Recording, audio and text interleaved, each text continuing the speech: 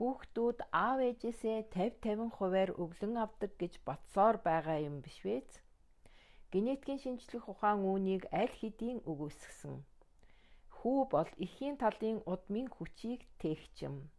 Түүний тэсвэр төвчээр, энергийн нөөц, дарамтыг тэсвэрлэх чадвар, цохилтын дараах сэргэлт бүгд эмэгтэй талаас митохондроор дамжин ирдэг.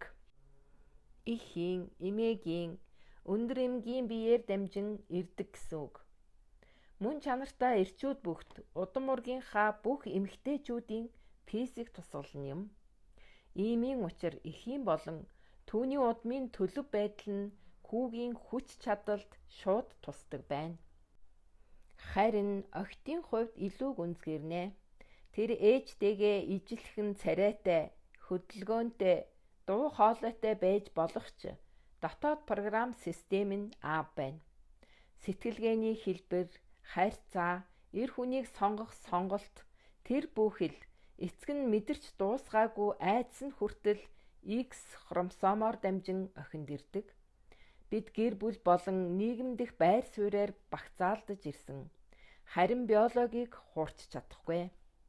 Хүүн эхийн ургийн үргэлжлэл. Охин нь эцгийн талын генийг тээгч гэдэг нь бодит үний юм. Үүнийг ойлгох юм бол яагаад ураг удамд ижил үйл явдлууд тохиогоод байгаа? Яг хинээр дамжиж ирж байгаа нь илэрнэ.